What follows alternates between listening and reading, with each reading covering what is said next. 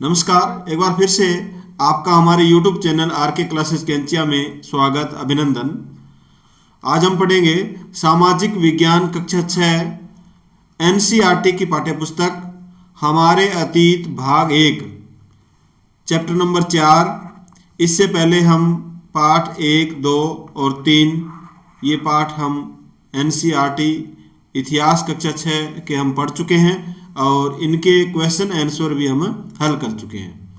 तो उन पाठों को आप जरूर देखें, क्योंकि एनसीईआरटी जो पाठ्य पुस्तक लिखी जाती है वह कड़ी से कड़ी जोड़ करके लिखी जाती है। जैसे पहला पाठ आप पढ़ोगे तो इस पाठ का संबंध दूसरे पाठ से होगा, दूसरे का तीसरे पाठ से होगा। इसी प्रकार पूरे जो पाठ है वो कड़ी से कड़ी जुड़े होंगे और इसी प्रकार कक्षा 6 कंप्लीट करने के बाद ही आप कक्षा 7 को समझ सकेंगे। फिर आप 8, 9, 10 इस प्रकार कक्षा 12 तक ये कड़ी से कड़ी जोड़ करके किताबें लिखी गई है।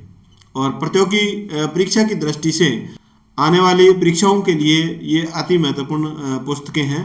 तो आप इनको अच्छी तरह से इनका अध्ययन जरूर करें और इनके मैंने प्रयास किया है कि इनको नोट्स के रूप में आपको पढ़ाया जाए, ताकि एक एक लाइन आपके समझ में आए और आप सत्य असत्य वाले मिलाने वाले जो क्वेश्चन है उनके उत्तर दे पाएँ।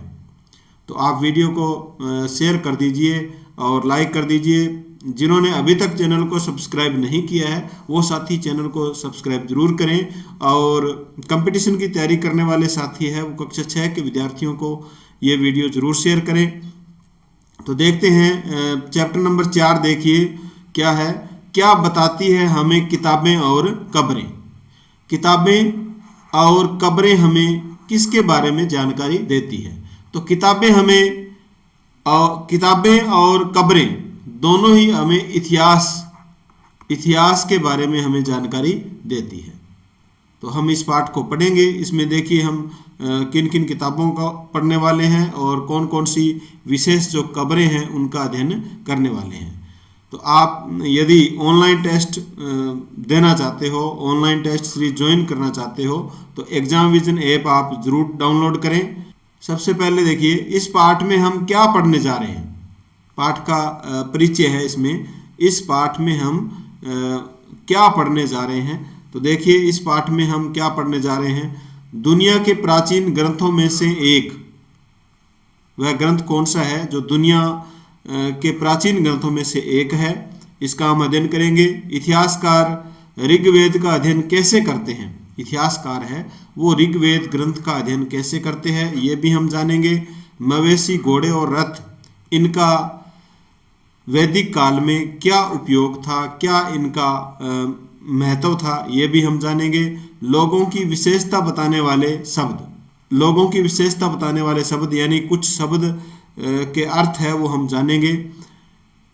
खामोश प्रहरी कहानी महापाषाणों की कहानी हम समझेंगे। लोगों की सामाजिक असमानताओं के बारे में पता करना। लोगों की जो सामाजिक असमानताएं हैं, यानी समाज के अंदर जो असमानताएं पाई जाती है, जो वैदिक काल में सामाजिक असमानताएं पाई जाती थी, या जो महापाषाण काल है उसमें जो सामाजिक असमानताएं पाई जाती थी उनका हम अध्ययन करेंगे।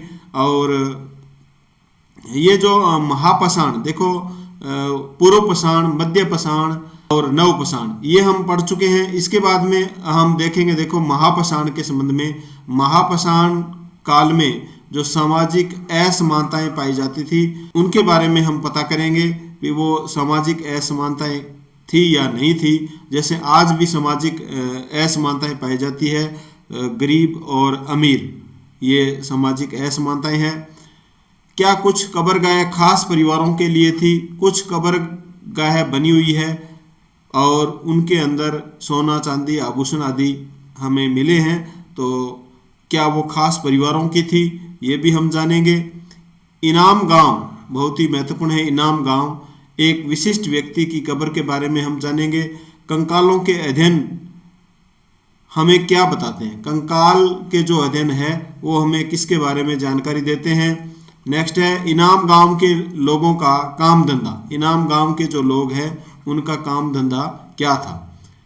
इन 10 टॉपिकों का हम इस पाठ में अध्ययन करेंगे, यानी क्या बताती है हमें किताबें और खबरें। तो शुरू करते हैं। देखो टॉपिक नंबर 1 देखिए आप, दुनिया के प्राचीनतम ग्रंथों में से एक। दुनिया के प्राचीनतम ग्रंथों में से एक ग्रंथ कौन सा है? ये है वेद। दुनिया के प्राचीनतम जो ग्रंथ है उनमें से एक है वेद ग्रंथ है। और वेदों की जो संख्या है वो 4 है। वेदों की संख्या कितनी है? 4 है। कौन कौन से है? ऋग्वेद, यजुर्वेद, सामवेद और अथर्ववेद। इसी प्रकार इनको क्रम से आपको याद करना है। ऋग्वेद है वो सबसे प्राचीन वेद है, जो सबसे पहले लिखा गया है, और ये 3 जो ग्रंथ है ये बाद में लिखे गए ग्रंथ है, यानी इनको ऋग्वेदिक काल में लिखा हुआ माना जाता है। ऋग्वेद ग्रंथ जो लिखा गया था वह ऋग्वेदिक काल में, और ये जो तीनों ग्रंथ लिखे गए हैं ये उत्तरवैदिक काल में लिखे गए हैं। सबसे प्राचीन वेद ऋग्वेद है। सबसे प्राचीन वेद के बारे में पूछा जाए तो वो ऋग्वेद है, जिसकी रचना लगभग 3500 साल पहले हुई। यानी ऋग्वेद की जो रचना हुई वो आज से लगभग 3500 साल पहले हुई, यानी 1500 ईसा पूर्व में। आज 2000 को हम जोड़ें इसमें तो ये 3500 साल हो जाता है। 3500 वर्ष आज से पहले, यानी ऋग्वेद की रचना कब हुई? 1500 ईसा पूर्व में ऋग्वेद की रचना हुई, और ये सबसे प्राचीन ग्रंथ है। ऋग्वेद में 1000 से ज़्यादा प्रार्थनाएं हैं। ऋग्वेद में 1000 से ज़्यादा प्रार्थनाएं हैं जिन्हें सूक्त कहा गया है। ऋग्वेद में जो प्रार्थनाएं हैं उनको क्या कहा जाता है? सूक्त कहा जाता है। क्वेश्चन पूछा जाता है सूक्त किसे कहते हैं, तो ऋग्वेद में प्रार्थनाओं को क्या कहा जाता है? सूक्त कहा जाता है। इनकी संख्या 1000 है, और सूक्त का जो शाब्दिक अर्थ है वह है अच्छी तरह से बोला गया। सूक्त का शाब्दिक अर्थ है अच्छी तरह से बोला गया। सूक्त का जो प्रयोग है वो विभिन्न देवी देवताओं की प्रार्थना के लिए किया जाता था। 3 महत्वपूर्ण देवता, अब जो विभिन्न देवी देवता है वो उनमें से 3 महत्वपूर्ण देवता कौन से हैं? देखिए नंबर 1 है अग्नि देवता। अग्नि देवता यानी आग के देवता। अब आग के देवता क्या काम थे? देखो यज्ञ वगैरह किया जाता था, उसमें हम जो हवन करते हैं, अग्नि को धूप श्यामगिरी वगैरह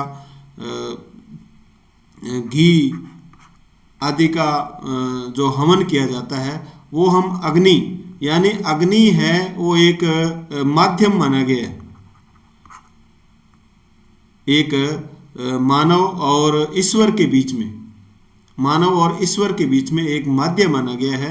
इनको मिलाने का एक माध्यम माना गया है। तो अग्नि महत्वपूर्ण देवता था, यानी आग के देवता।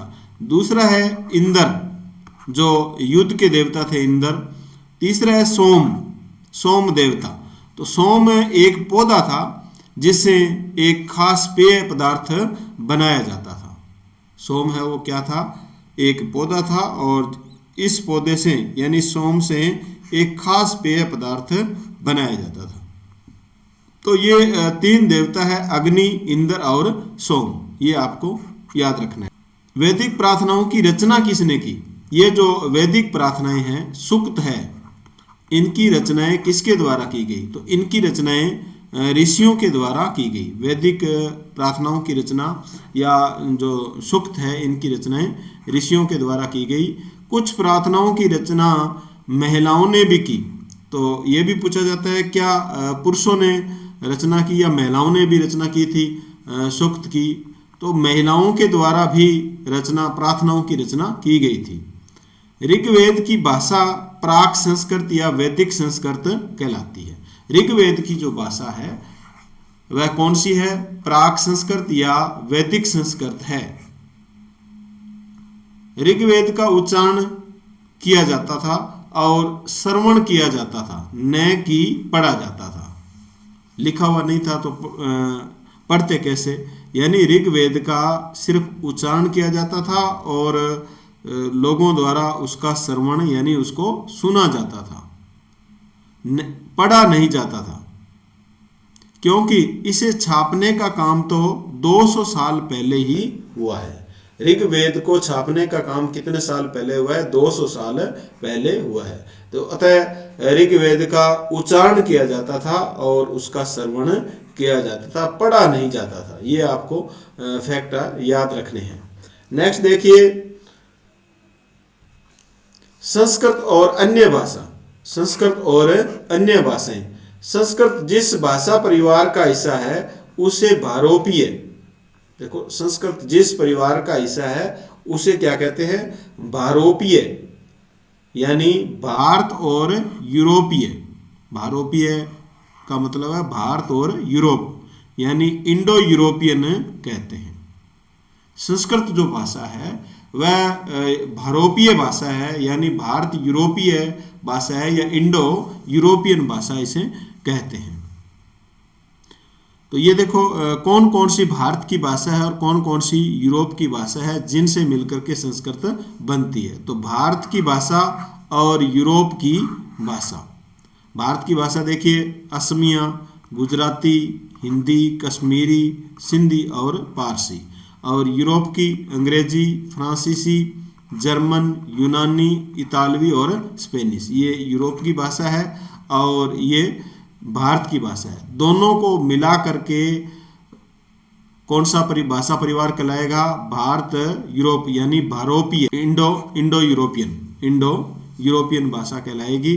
और इंडो यूरोपियन भाषा कौन सी है? संस्कृत भाषा है, वो इंडो यूरोपियन भाषा। उदाहरण के लिए मात्र यानी संस्कृत और माँ हिंदी। माँ जो शब्द है वो हिंदी में है और मातृ शब्द संस्कृत में है और मदर अंग्रेजी। उपमहाद्वीप में दूसरे भाषा परिवारों की भी भाषाएं बोली जाती है, जैसे पूर्वोत्तर प्रदेशों में, यानी भारतीय उप जो महाद्वीप है वहाँ पर दूसरे भाषा परिवारों की भाषाएं भी बोली जाती है। तो देखो कौन सी भाषा कहाँ बोली जाती है। पूर्वोत्तर प्रदेशों में, जो पूर्वोत्तर प्रदेश है भारत में या भारतीय उपमहाद्वीप में जो पूर्वोत्तर प्रदेश है वहाँ पर तिब्बत बर्मा की भाषा बोली जाती है। तिब्बत बर्मा की भाषा बोली जाती है। तमिल, तेलुगु, कन्नड़ और मलयालम, यहाँ पर द्रविड़ भाषा बोली जाती है। झारखंड और मध्य भारत में, झारखंड और मध्य भारत में ऑस्ट्रो एशियाटिक भाषाएं बोली जाती है। झारखंड और मध्य भारत में ऑस्ट्रो एशियाटिक भाषाएं बोली जाती है। तो ये आपको अच्छी तरह से याद करना है इनको। पूर्वोत्तर में कौन सी भाषा बोली जाती है, तमिल, तेलुगु, कन्नड़ और मलयालम में किस भाषा परिवार की भाषाएं बोली जाती है, झारखंड और मध्य भारत में, तो ये आपको याद रखनी है। नेक्स्ट देखिए, इतिहासकार ऋग्वेद का अध्ययन कैसे करते हैं। नेक्स्ट हमारा जो टॉपिक है वह है इतिहासकार है वो ऋग्वेद का अध्ययन कैसे करते हैं। तो देखिए, इतिहासकार किसे कहते हैं? इतिहासकार अतीत के बारे में जानकारी प्राप्त करते हैं। जो अतीत के बारे में जानकारी प्राप्त करते हैं उन्हें क्या कहते हैं? इतिहासकार कहते हैं। कैसे जानकारी प्राप्त करते हैं? देखो, ये जो इतिहासकार है ये भौतिक अवशेषों से जानकारी प्राप्त करते हैं और लिखित स्रोतों से जानकारी प्राप्त करते हैं। आप इस पाठ को अच्छी तरह से समझ लेना। यदि अच्छी तरह से समझा होगा तो जो भी हम इसके क्वेश्चन हल करेंगे, 20-25 क्वेश्चन इसके बनेंगे, वो क्वेश्चन हम हल करेंगे तो आप आसानी से उत्तर दे पाओगे। नहीं तो मैं क्वेश्चन पूछता रहूँगा और कोई 1-2 इसके उत्तर देते हैं, बाकी उत्तर नहीं दे पाते हैं। तो कारण यही है कि आप अच्छी तरह से पाठ को समझते नहीं हो, इसको देखते नहीं हो पाठ को, और जब तक बारीकी से नहीं समझोगे तब तक एनसीईआरटी को समझना बहुत ही मुश्किल है। तो इतिहासकार है वो हमारे अतीत के बारे में जानकारी कैसे प्राप्त करते हैं। देखो, भौतिक अवशेषों से कैसे जानकारी प्राप्त करते हैं? भौतिक अवशेषों से जानकारी प्राप्त करते हैं, लिखित स्रोतों से जानकारी प्राप्त करते हैं।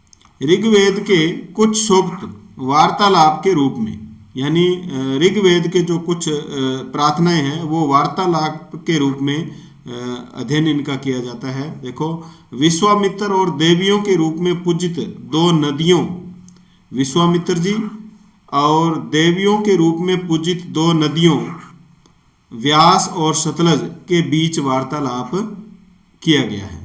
विश्वामित्र और दो नदियां जिनके नाम है व्यास और सतलज, विश्वामित्र और इन दो नदियों के बीच में वार्तालाप ऋग्वेद के अंदर दिया गया है, एक संवाद दिया गया है। इस संवाद से इतिहासकार है वो ऋग्वेद का अध्ययन करते हैं, ऋग्वेद के बारे में जानकारी प्राप्त करते हैं। तो देखिए क्या है वार्तालाप इनके बीच में।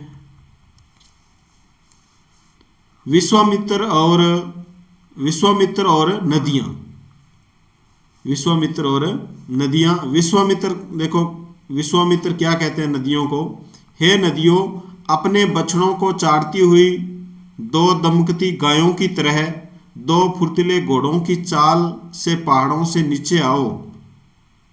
इंद्र द्वारा दी हुई शक्ति से सफुर्त तुम रथों की गति से सागर की ओर बह रही हो। तुम जल से परिपूर्ण हो और एक दूसरे से मिल जाना चाहती हो। नदियां, जल से परिपूर्ण हम देवताओं के बनाए रास्ते पर चलती हैं। एक बार निकलने पर हमें रोका नहीं जा सकता। हे ऋषि, तुम हमसे प्रार्थना क्यों कर रहे हो? यानी इतिहासकार है वो इस प्रकार के संवाद इतिहासकारों को मिले हैं और वो देखो गायों का महत्व इससे समझते हैं, घोड़ों का महत्व समझते हैं, रथों की गति के बारे में उनको जानकारी प्राप्त होती है। तो इस प्रकार इनको इनके संवाद को वो पढ़ करके और ऋग्वेद के बारे में जानकारी हासिल करते हैं। विश्वामित्र देखो क्या जवाब देते हैं, हे बहनों, मुझ गायक की प्रार्थना सुनो। मैं रथों और गाड़ियों सहित बहुत दूर से आया हूँ। कृपया करके अपने जल को हमारे रथों और गाड़ियों की दूरियों के ऊपर न उठाओ ताकि हम आसानी से उस पार जा सके। यानी विश्वामित्र जी उन नदियों को कहते हैं, सतलज और व्यास नदियों को कहते हैं कि आप अपना पानी का बहाव है वो कम कर दीजिए ताकि हमारे रथ और गाड़ियां हैं वो इससे निकल सके, पानी से निकल सके। नदियां कहती है, हम तुम्हारी प्रार्थना सुनेंगे जिससे तुम सब सुरक्षित उस पार जा सको। इतिहासकार ये बताते हैं कि यह प्रार्थना उस क्षेत्र में रची गई होगी जहां ये नदियां बहती है। देखो इतिहासकारों को इस प्रकार जानकारी प्राप्त होती है। इतिहासकार अनुमान लगाते हैं कि ये जो प्रार्थनाएं हैं, ये जो संवाद है, ये उन क्षेत्र में रची गई होगी जहां ये नदियां बहती है। वे यह भी सुझाते हैं कि जिस समाज में ऋषि रहते थे वहां घोड़ों और गायों को बहुत महत्व दिया जाता था, इसलिए नदियों की तुलना घोड़ों और गायों से की गई है। ऋग्वेद की प्रार्थनाओं में अन्य दूसरी नदियां, खासकर सरस्वती, सिंधु और उसकी सहायक नदियों का भी जिक्र है। गंगा और यमुना का उल्लेख सिर्फ एक बार हुआ है। तो क्वेश्चन देखो, सीधा क्वेश्चन यहां से बनेगा, किन नदियों का सिर्फ एक बार उल्लेख हुआ है ऋग्वेद के अंदर, या ऋग्वेद के अंदर जो प्रार्थनाएं हैं उनमें किन नदियों का उल्लेख है वो एक बार हुआ है?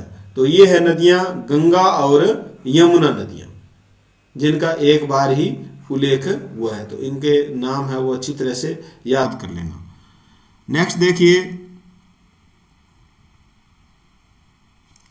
ये ऋग्वेद की पांडुलिपि का एक पन्ना है। ऋग्वेद की पांडुलिपि है और ये पांडुलिपि का एक पन्ना है। तो देखिए इसकी क्या विशेषता है। ये जो पांडुलिपि है ये बुर्ज वृक्ष की छाल पर लिखी गई है। ये जो पांडुलिपि है ये बुर्ज वृक्ष की छाल पर लिखी गई है। पांडुलिपि कश्मीर में पाई गई थी। ये जो पांडुलिपि है, यानी ये पांडुलिपि है, ये कहाँ पाई गई है? ये कश्मीर में हमें प्राप्त होती है। ये पांडुलिपि कहाँ से मिली हमें? कश्मीर से। और बुर्ज पेड़ है, उस पेड़ की जो छाल है उस पर लिखी गई है। लगभग 150 वर्ष पहले ऋग्वेद को सबसे पहली बार छापने के लिए इसका उपयोग किया गया। यानी 150 वर्ष पहले ऋग्वेद को छापने के लिए इस कश्मीर से प्राप्त बुर्ज पेड़ की छाल का उपयोग किया गया। इसी पांडुलिपि को देखकर अंग्रेजी अनुवाद किया गया। ये जो पांडुलिपि आपने देखी है चित्र में, इसी पांडुलिपि को देखकर जो कश्मीर से हमें प्राप्त होती है, ऋग्वेद का किस में अनुवाद किया गया? अंग्रेजी में अनुवाद किया गया। यह पांडुलिपि पुणे महाराष्ट्र के पुस्तकालय में सुरक्षित है। यानी सर्वप्रथम ऋग्वेद को पहली बार छापा गया था, लिखा गया था, वह पांडुलिपि हमें कहाँ से प्राप्त होती है? पुणे महाराष्ट्र में इसको सुरक्षित रखा गया है। तो इसको आपको अच्छी तरह से याद रखना है। जो पांडुलिपि मिली है ये कश्मीर से मिली है और बुर्ज पेड़ की छाल पर लिखी गई है। और सबसे ऋग्वेद की जो पहली छापने की जो प्रक्रिया हुई है, छापने का जो काम हुआ है, वह इस पांडुलिपि पर लिखा गया है और इसको देखकर ही अंग्रेजी अनुवाद किया गया है। नेक्स्ट देखिए, हमारा टॉपिक है मवेशी, घोड़े और रथ। देखो ऋग्वेदिक काल में इनका क्या महत्व था? ऋग्वेद में मवेशियों, बच्चों, खासकर पुत्रों और घोड़ों की प्राप्ति के लिए अनेक प्रार्थनाएं हैं। अब देखो इनके बारे में हमें जानकारी कहाँ से मिलती है? ऋग्वेद से हमें जानकारी मिलती है। ऋग्वेद में ऐसी प्रार्थनाएं हैं, ऋग्वेद ग्रंथ में बहुत सी प्रार्थनाएं हैं। और ये प्रार्थनाएं किसके प्राप्ति के लिए है? ये प्रार्थनाएं मवेशियों यानी पशुओं, बच्चों और खासकर बच्चों में देखो पुत्रों की प्राप्ति हेतु और घोड़ों की प्राप्ति के लिए प्रार्थनाएं की गई है। ऋग्वेद में प्रार्थनाओं के अंदर मवेशियों, बच्चों और घोड़ों का उल्लेख मिलता है। घोड़ों की लड़ाई में रथ खींचने, घोड़ों को लड़ाई में रथ खींचने के काम में लिया जाता था, इसलिए उनको आवश्यकता थी घोड़ों की। घोड़ों जो जिनके पास ज़्यादा पशु होते थे, घोड़े होते थे, वो शक्तिशाली माना जाता था, उसमें सबसे धनवान माना जाता था।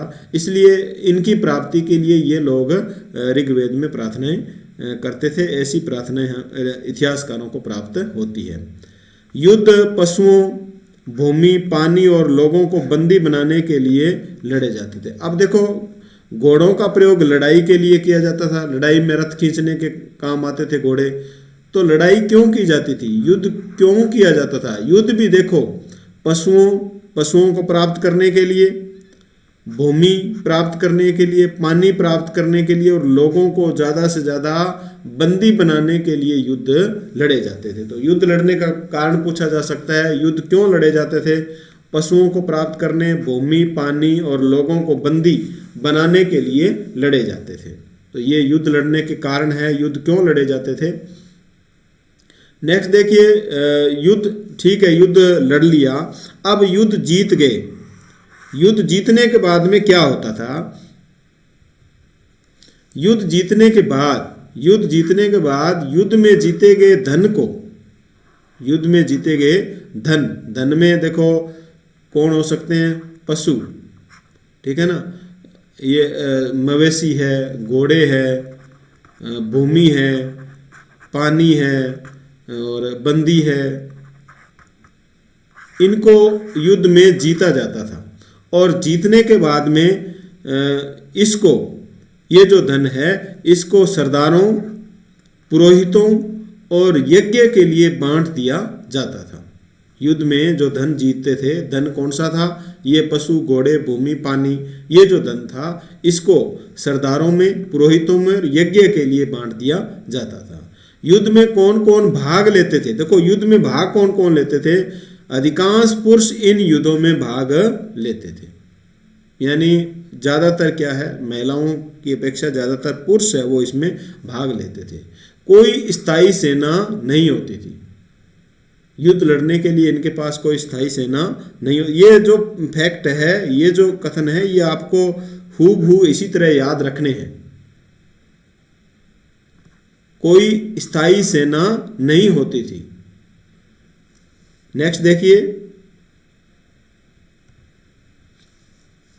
लोग सभाओं में मिलते जुलते थे, युद्ध व शांति के लिए सलाह मशुरा करते थे। यानी लोग सभा बुलाते थे, मीटिंग्स बुलाते थे और उसमें मिलते जुलते थे, और उस मीटिंग में, सभा में युद्ध व शांति के लिए सलाह मशुरा करते थे। लोग बहादुर और कुशल योद्धा को अपना सरदार चुनना पसंद करते थे या चुनते थे। तो ये युद्ध उनको युद्ध में जो भाग लेने वाले थे, कौन कौन भाग लेते थे, इसके संबंध में हमें जानकारी प्राप्त होती है। लोगों की विशेषता बताने वाले शब्द। नेक्स्ट जो हमारा टॉपिक है वह है लोगों की विशेषता बताने वाले शब्द।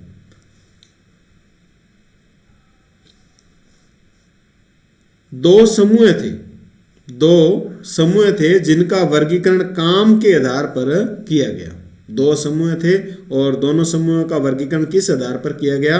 काम के आधार पर, न कि जाति के आधार पर। जाति के आधार पर समूहों का वर्गीकरण नहीं किया गया है। वैदिक काल में किस पर किया गया है? काम के आधार पर। ये याद रखना है, वैदिक काल में काम के आधार पर वर्गों जो समूह है उनका वर्गीकरण किया गया है।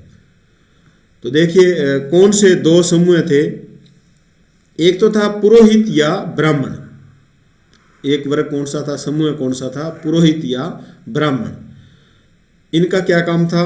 ये तरह तरह के यज्ञ और अनुष्ठान करते थे। पुरोहित और ब्राह्मण क्या करते थे? तरह तरह के यज्ञ और अनुष्ठान करते थे। दूसरा समूह था राजा। दूसरा समूह किसका था? दूसरा समूह राजा का था। वैदिक काल में राजा का समूह था।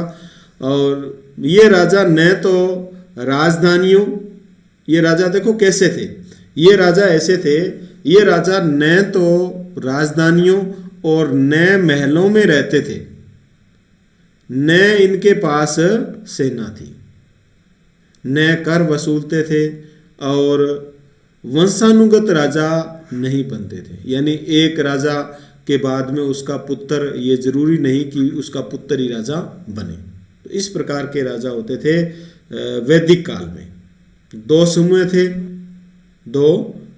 समूह थे। एक तो ब्राह्मण या पुरोहित जिनका काम यज्ञ वगैरह करना था, और एक था राजा का समूह।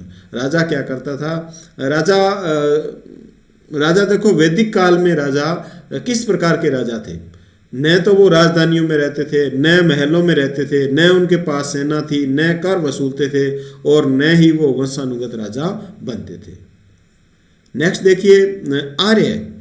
आर्य शब्द, आर्य का अर्थ क्या होता है? आर्य का क्या अर्थ होता है? जिन लोगों ने, देखो आर्य का अर्थ कई बार पेपर में पूछा जाता है। जिन लोगों ने वेद ग्रंथों में प्रार्थनाओं की रचना की, उन्होंने अपने आप को आर्य कहा। यानी जिन लोगों ने वेद ग्रंथों में जो सूक्त की रचनाएं की, प्रार्थनाओं की रचना की, उन्होंने अपने आप को क्या कहा? आर्य कहा। और आर्य का अर्थ क्या होता है? श्रेष्ठ। आर्य का अर्थ होता है श्रेष्ठ। यानी क्वेश्चन ये भी पूछा जाता है कि किस देश के लोग अपने आप को श्रेष्ठ मानते हैं, आर्य मानते हैं? तो वो है जर्मनी। जर्मनी के लोग हैं वो अपने आप को श्रेष्ठ मानते हैं। तो आर्य लोग भी, आर्य का अर्थ होता था श्रेष्ठ, ये अपने आप को श्रेष्ठ मानते थे। दूसरा जो शब्द है वो है दस्यु। दस्यु कौन थे? देखो आर्य अपने विरोधियों को दास या दस्यु कहते थे। यानी आर्यों के जो विरोधी होते थे वो क्या कहलाते थे? दास या दस्यु कहलाते थे। फिर है दास। दास वे स्त्री पुरुष होते थे जिन्हें युद्ध में बंदी बनाया जाता था और उन्हें उनके मालिक की जायदाद माना जाता था। तो दास कौन थे? दास वे स्त्री पुरुष थे जिन्हें युद्ध में बंदी बना लिया जाता था और उन्हें उनके मालिक की जायदाद माना जाता था। तो ये कुछ शब्द थे। नेक्स्ट देखिए, जनता या पूरे समुदाय के लिए दो शब्दों का इस्तेमाल होता था। जनता और पूरे समुदाय के लिए दो कौन से शब्दों का प्रयोग होता था? जन और विष का प्रयोग होता था। जन और विष का प्रयोग होता था। देखिए ऋग्वेद में अनेक विष और जनों के नाम मिलते हैं। तो जन और विष का प्रयोग किसके लिए मिलता है हमें? दो शब्दों का इस्तेमाल किसके लिए होता था? जनता या पूरे समुदाय के लिए जन और विश्व के शब्दों का प्रयोग होता था। ऋग्वेद में हमें अनेक विश्व और जनों के नाम भी मिलते हैं। जैसे देखो कौन कौन से नाम मिलते हैं? पुरुजन या विश्व, भरतजन या विश्व, यदुजन। तो कौन कौन से नाम हमें मिलते हैं? पुरुजन, भरतजन और यदुजन। ये नाम कहाँ से मिलते हैं हमें? ये नाम हमें ऋग्वेद से मिलते हैं। कुछ विशेषता बताने वाले शब्द हमने पढ़े। देखो सबसे पहले पुरोहित, पुरोहित, राजा, आर्य, आर्य, दस्यु, दास, जन या विश्व। तो इनके बारे में आपको याद रखना है, इनका अर्थ क्या है और इनका कार्य क्या था।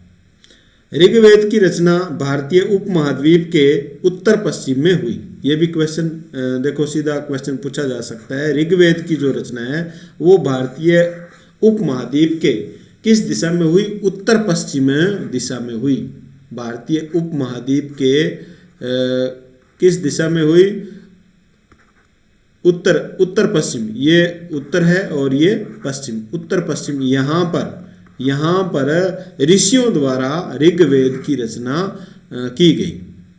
नेक्स्ट देखो महापाषाणों की कहानी। महापाषाणों की कहानी को हम पढ़ेंगे।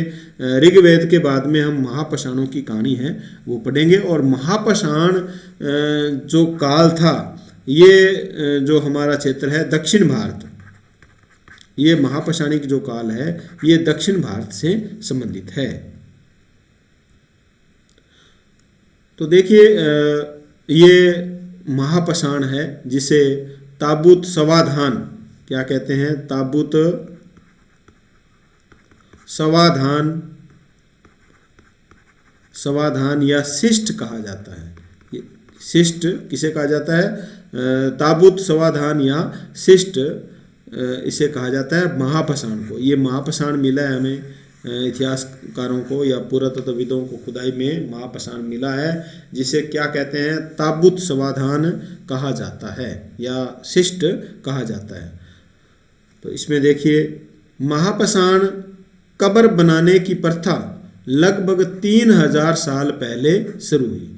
ये जो महापाषाण कब्र है, ये कब्र बनी हुई है, देखो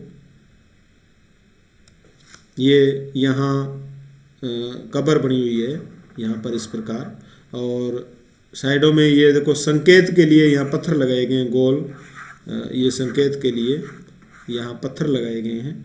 और यहाँ देखो ये छिद्र है, तो यहाँ से लोगों को इस छिद्र के माध्यम से यहाँ लोगों को दफनाया जाता था। तो ये महापाषाण की कहानी है। देखो इसमें इसे ताबूत समाधान कहा जाता है इसे, या शिष्ट भी हम कहते हैं। महापाषाण कब्र बनाने की जो प्रथा है, महापाषाण कब्र बनाने की जो प्रथा है वो कब शुरू हुई? आज से 3000 साल पहले। महापाषाण कब्र बनाने की जो प्रथा है वो 3000 साल पहले यानी 1000 ईसा पूर्व में, 1000 ईसा पूर्व में शुरू हुई। यह प्रथा देखो दक्कन, महापाषाण की जो प्रथा है, कब्र बनाने की जो प्रथा है, ये दक्कन, दक्षिण भारत, उत्तर पूर्वी भारत और कश्मीर में प्रचलित थी। महापाषाण कब्र बनाने की जो प्रथा है ये दक्कन, दक्षिण भारत, उत्तर पूर्वी और कश्मीर में प्रचलित थी। इन सब कब्रों में कुछ समानताएं थी। ये जो इन स्थानों से कब्रें मिली है, इन सब कब्रों में कुछ समानताएं थी। देखो क्या समानताएं थी, हम जानेंगे इन कब्रों में क्या समानताएं थी। इसमें देखिए मृतकों को काले लाल मिट्टी के बर्तनों में दफनाया जाता था।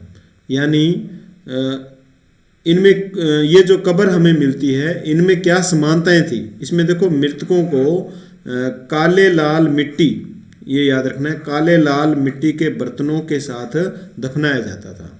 लोहे के औजार और हथियार, घोड़ों के कंकाल, देखो और क्या मिले हैं इन कब्रों में? लोहे के औजार, हथियार, घोड़ों के कंकाल, घोड़े का सामान तथा पत्थर और सोने के गहने भी मिले हैं। ये इनमें यानी जो कब्र मिली है इनमें लाल मिट्टी के बर्तन साथ में दफनाए गए हैं, लोहे के औजार, हथियार, घोड़ों के कंकाल, घोड़े के अन्य जो सामान है, पत्थर और सोने के गहने, ये इन कब्रों में दफनाए गए थे। ये देखो, ये इस चित्र में बताया गया है, ये महापाषाण कब्रों से मिले लोहे के समान, ये घोड़े के समान है। देखो ये किसके हैं, घोड़े के समान है, और ये कुल्हाड़ी है, ये कुल्हाड़ियाँ हैं जो पत्थर के बने, और ये एक कटार है, ये क्या है, कटार है। तो ये कब्र में जो शव है उसके साथ इन ये जो सामान है ये दफनाया हुआ मिला है। नेक्स्ट देखिए, नेक्स्ट जो हमारा टॉपिक है वह है लोगों की सामाजिक असमानताओं के बारे में पता करना। लोगों की सामाजिक असमानताओं के बारे में पता करना, यानी समाज में क्या असमानताएं पाई जाती थी या नहीं पाई जाती थी, अगर पाई जाती थी तो हमें उसकी जानकारी कैसे मिलती है, यानी भेदभाव था या नहीं था, इसकी जानकारी हमें कैसे मिलती है। तो देखिए,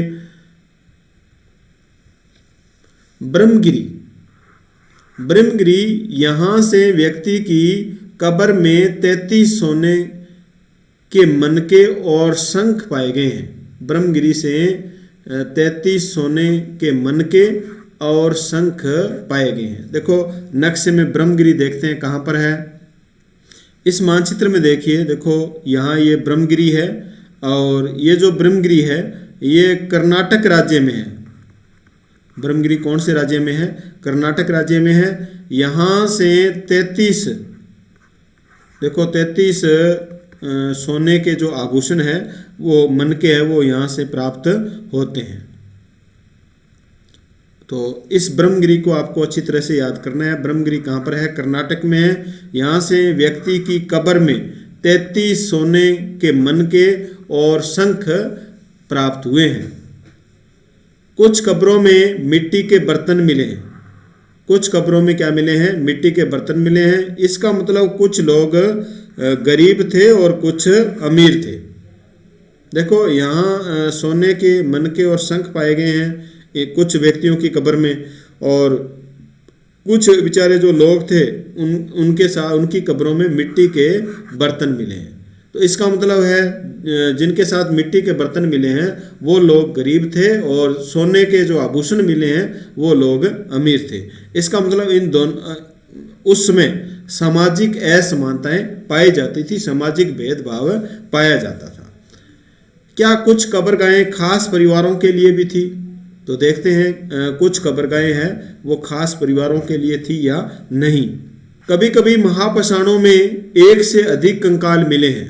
कभी कभी जो महापाषाण मिले हैं उनमें एक से अधिक कंकाल मिले हैं। तो ये हमें क्या दर्शाते हैं, एक से अधिक कंकाल मिलना हमें क्या जानकारी देते हैं, इतिहासकारों को ये इनसे क्या जानकारी प्राप्त होती है? तो देखिए, एक ही परिवार के लोगों को एक ही स्थान पर अलग अलग समय दफनाया गया था। एक साथ जो कंकाल मिले हैं इसे ये पता चलता है कि एक ही परिवार के लोगों को अलग अलग समय में दफनाया गया। अब अलग अलग समय का कैसे पता चला? तो ये कार्बन डेटिंग पद्धति से, कार्बन डेटिंग पद्धति है, यानी कार्बन 14 के द्वारा जो कंकाल है, कार्बन 14 से कंकाल की आयु ज्ञात की जाती है। कार्बन 14 द्वारा जो अवशेष है, जीवाश्म है, उनकी आयु ज्ञात करना, ये 1946 में अमेरिका में इसकी खोज की गई थी, कार्बन डेटिंग विधि की। तो कार्बन डेटिंग विधि से हमें जो ये कंकाल मिलते हैं, एक से अधिक कंकाल मिलते हैं, तो उन कंकाल के समय के बारे में, उनको कब कब दफनाया गया, एक साथ दफनाया गया या कुछ समय बाद उनको दफनाया गया। इसकी जानकारी हम कार्बन डेटिंग विधि से या कार्बन 14 विधि के द्वारा हम ज्ञात कर सकते हैं। तो एक ही परिवार के लोगों को एक ही स्थान पर अलग अलग समय दफनाया गया था, ये इतिहास पुरातत्वविदों को जानकारी प्राप्त होती है। बाद में मरने वाले लोगों को पोर्ट होल के रास्ते कब्रों में लाकर दफनाया जाता था। अब ये पोर्ट होल क्या है? ये पोर्ट होल है, ये देखो, ये यहाँ जो छिद्र है ये पोर्ट होल है। यहाँ से इस प्रकार इस छिद्र से, जैसे मान लो एक को यहाँ दफना दिया, फिर दूसरे को यहाँ दफना दिया, तीसरे को इस छिद्र से यहाँ दफना दिया, तो इस प्रकार इस छिद्र से इनको दफनाया जाता था। और एक ही स्थान एक ही है, लेकिन अलग अलग समय में इनको यहाँ दफनाया गया है। और किसके माध्यम से? पोर्ट होल के रास्ते से।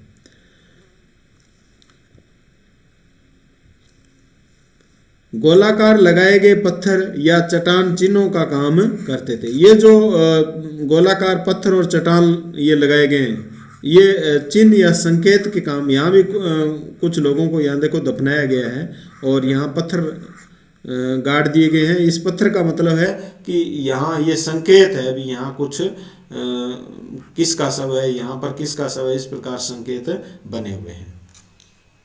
तो इन महापाषाणों से हमें ये जानकारी प्राप्त होती है, पुरातत्वविदों को इसकी जानकारी प्राप्त होती है। अब देखो एक महत्वपूर्ण गांव है इनाम गांव। इनाम गांव एक विशिष्ट व्यक्ति की कब्र। आप सोचते होंगे भी यहाँ पर कुछ इनाम मिलता होगा, इनाम नहीं, यहाँ पर एक विशिष्ट व्यक्ति की कब्र मिली है। अब इस कब्र की देखो क्या विशेषता है। पहले तो देखते हैं ये गांव है कहाँ। यह गांव भीमा नदी की सहायक नदी घोड़ नदी के किनारे है। भीमा नदी की जो सहायक नदी है, भीमा नदी की सहायक नदी घोड़ इस नदी के किनारे है। और यहाँ लगभग 3600 से 2700 साल पहले लोग रहते थे। इनाम गांव में 3600 से 2700 साल पहले लोग रहा करते थे। तो ये याद रखना आपको, इनाम गांव भीमा नदी की सहायक नदी घोड़ नदी के किनारे स्थित है और यहाँ पर लोग 3600 से 2700 साल पहले रहा करते थे। तो देखिए इस मानचित्र में इनाम गांव कहाँ पर है। देखिए ये यहाँ पर इनाम गांव है और ये इनाम गांव महाराष्ट्र में है। कौन से राज्य में है? महाराष्ट्र में है। तो ब्रह्मगिरी कर्नाटक में है और ये इनाम गांव है वो महाराष्ट्र में। तो ये इनके स्थान भी आपको याद रखने हैं।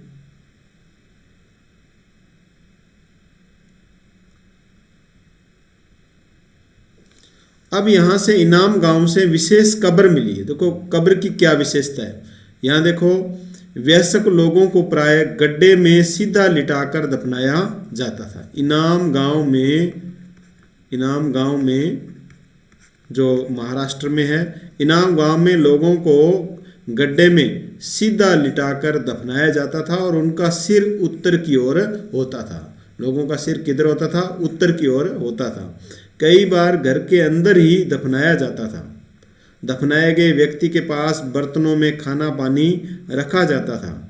यानी इनाम गांव में ऐसे कब्र मिली है जिनका सिर उत्तर की ओर था और घर के बाहर अंदर ही उनको दफनाया गया है और पास में खाना पानी के जो बर्तन हैं वो रखे गए हैं। एक आदमी को देखो, एक आदमी मिला इनाम गांव में। एक आदमी को 5 कमरों वाले मकान के आंगन में दफनाया गया है। एक आदमी को 5 कमरों वाले मकान के आंगन में 4 पैरों वाले मिट्टी के एक बड़े संदूक में दफनाया गया था। और इस घर में एक अनाज का गोदाम भी मिला है। तो इससे आपको क्या पता चलता है? ये कोई सरदार या गांव का कोई मुखिया व्यक्ति होगा जिसका जो शव है वो 5 कमरों वाले एक आंगन और 4 पैरों वाले मिट्टी के एक बड़े संदूक में दफनाया गया है और इस घर में ही एक अनाज का गोदाम भी मिला है। नेक्स्ट देखिए, कंकालों के अध्ययन हमें क्या बताते हैं। कंकाल जो प्राप्त होते हैं इनके अध्ययन हमें क्या जानकारी देते हैं, हमें क्या बताते हैं। तो देखो, कंकाल बच्चे का है या पुरुष का, ये हमें जानकारी मिलती है। कंकाल के अध्ययन से हमें देखो जानकारी मिलती है कि कंकाल बच्चे का है या पुरुष का। तो हम इसकी पहचान कैसे करते हैं भी कंकाल बच्चे का है या पुरुष का? तो इसकी पहचान हम हड्डियों से करते हैं, क्योंकि बच्चे में हड्डियों की संख्या ज़्यादा होती है और पुरुष में हड्डियों की संख्या कम होती है। तो इससे हमें पता लग जाता है, पुरातत्वविदों को पता चल जाता है कि ये कंकाल बच्चे का है या पुरुष का है। कंकाल स्त्री का है या पुरुष का, इसकी जानकारी भी हमें कंकालों के अध्ययन से मिलती है। तो इसका हम पता कैसे लगाते हैं कंकाल से भी ये स्त्री का है या पुरुष का? तो उसके आभूषण से पता लगाते हैं। लेकिन आभूषण में समस्या ये आती है कि पुरुष भी आभूषण पहनते थे। आभूषण से अगर हम पता लगाएं तो पुरुष भी आभूषण पहनते थे, तो ये एक समस्या हो गई भी कैसे पता लगाएं? तो वो कटी प्रदेश यानी जो महिलाओं का जो कुल्ला है वह बड़ा होता है पुरुष की बजाय, क्योंकि इनके बच्चा उत्पन्न करने के कारण स्त्रियों या महिलाओं का जो कटी प्रदेश है वो पुरुषों से बड़ा होता है, इसलिए इनकी हम पहचान कटी प्रदेश से भी कर सकते हैं।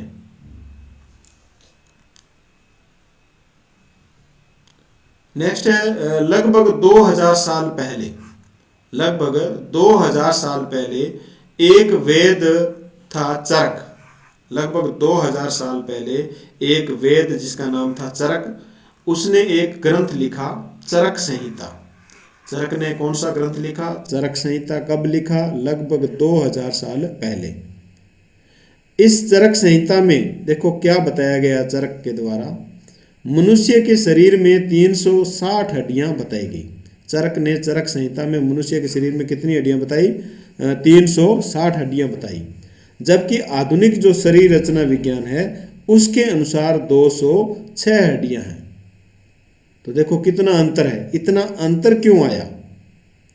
यानी चरक ने तो 360 हड्डियां बताई है और वर्तमान में आधुनिक जो शरीर रचना विज्ञान है वो 206 हड्डियां बताता है। तो इतना अंतर क्यों आ गया?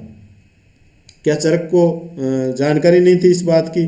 नहीं, चरक ने दांत, हड्डियों के जोड़ और कार्टिलेज यानी नाक कान की जो हड्डियां हैं इनकी संख्या भी साथ में जोड़कर बताई थी।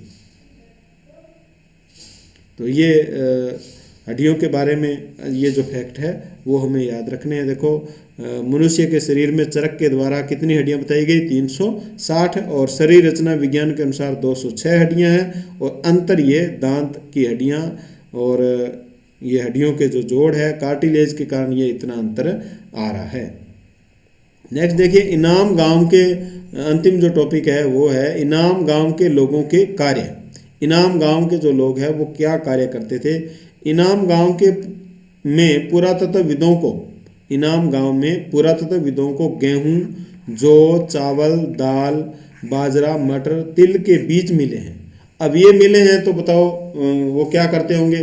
वो फार्मिंग करते होंगे, खेती करते होंगे। ये पुरातत्वविदों को जानकारी प्राप्त होती है। जानवरों की हड्डियों पर काटने के निशान मिले हैं। इससे क्या पता चलता है कि वो मांस या हड्डियों को काटकर खाते होंगे या मांस खाते होंगे। बेर, आंवला, जामुन, खजूर आदि के साक्ष्य भी मिले हैं। तो इससे हमें पता चलता है, इतिहासकारों को पता चलता है कि वे बेर, आंवला, जामुन, खजूर इनको इकट्ठा करते थे और इनको खाते थे। तो ये इन लोगों का कार्य था खेती करना, इस प्रकार के बेर, आंवला, जामुन, खजूर आदि खाने के लिए इकट्ठा करना, हड्डियों, मांस को खाना, ठीक है ना, शिकार करना। ये हमें इनाम गांव के लोगों के कार्य के बारे में हमें जानकारी प्राप्त होती है। तो ये था हमारा पाठ, और अब हम इसके बाद में इस पूरे पाठ के क्वेश्चन पढ़ेंगे, क्वेश्चन हल करेंगे टेस्ट के माध्यम से। तो आप इस पाठ को 2 बार ज़रूर पढ़ें और इसकी PDF भी आपको टेलीग्राम चैनल एग्जाम विजन पर उपलब्ध हो जाएगी। तो धन्यवाद साथियों।